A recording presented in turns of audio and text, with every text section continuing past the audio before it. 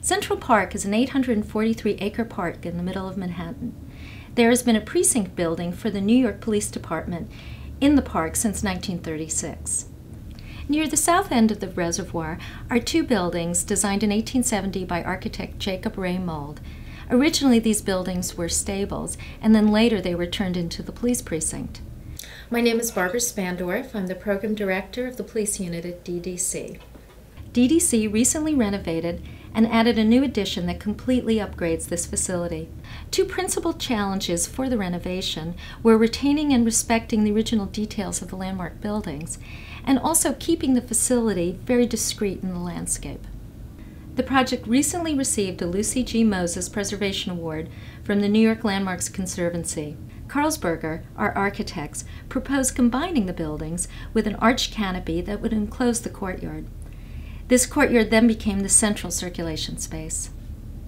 Here's an image of the buildings before the renovation, and here's the finished building. Let's see how Karlsberger took us from one to the other. I'm here in the lobby of the building with the architect Fred Bash. So Fred, what makes this a successful public building?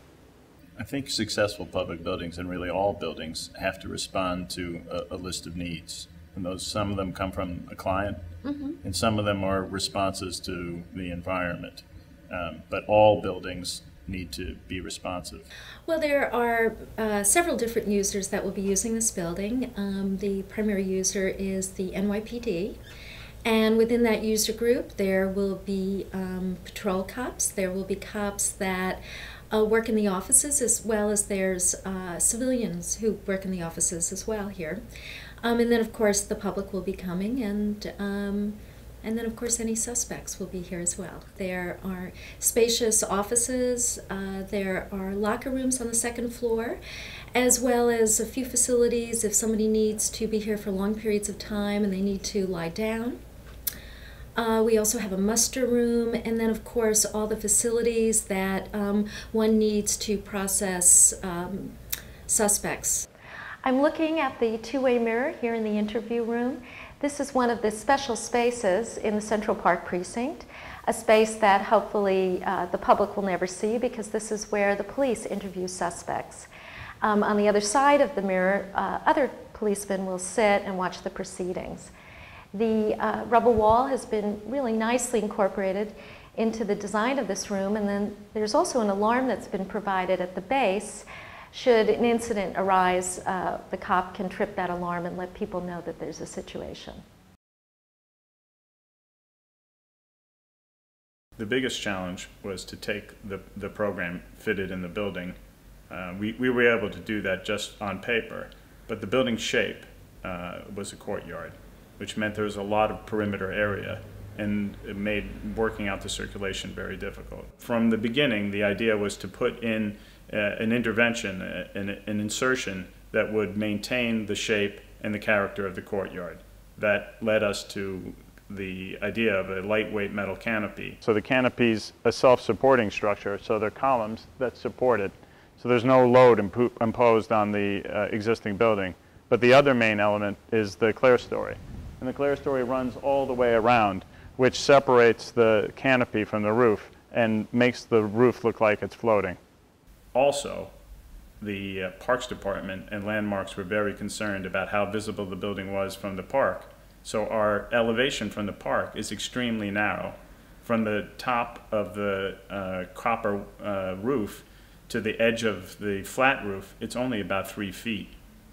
The lobby was designed to create a synergy between the indoors and the outdoors. The materials of the exterior courtyard come into the interior lobby. There's this beautiful glass wall. The glass in the building is obviously a key feature. There were security issues related to the use of glass. The building needs to be bullet resistant, and it was an incredible challenge, a technical challenge, to make the wall still visible but also bullet resistant. There's something inherently beautiful about architecture that satisfies needs as well as is constructed out of durable materials. Certainly that's necessary for public buildings, but I think The role of the architect in public buildings, whether it's said or not, is to be a secret agent for beauty. So how did the idea of secret beauty inform the choices you made in designing this building? The starting point was what was here, and what was here was pretty wonderful. Who was the original architect of the building? The original architect of the building was Jacob Ray Mold, and the building was designed in 1871. I've had a picture of Jacob Ray Mold on my desk for the last 11 years. I consider my co-architect. The building has a lot of reuse of materials, historic materials like copper. Well, tell me a little bit about the copper. It's such a predominant design feature here in the lobby. Originally, there wasn't that much copper. The copper was used as flashing in the original building. Right. But we wanted to continue, especially this is the most notable feature that we have it is the copper on the roof. It's a brand new element. It's all copper.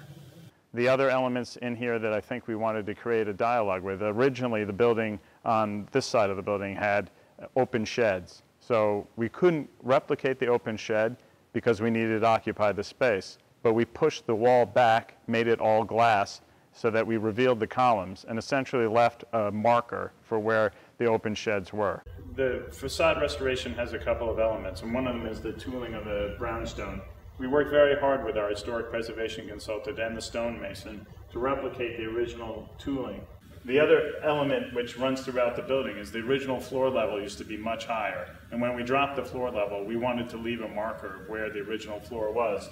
And there's a granite band that runs all the way around the building. And the room that we're in now was originally the stable.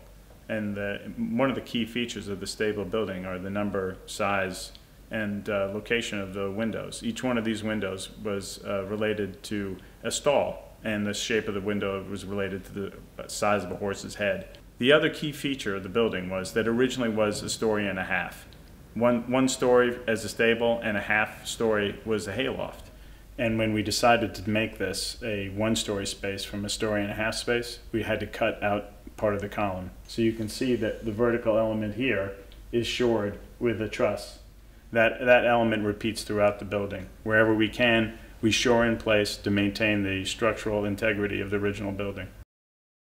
The biggest success with this building, I think, has to do with the fact that we engaged in a dialogue with Jacob Ray Mold. That was the goal from the start.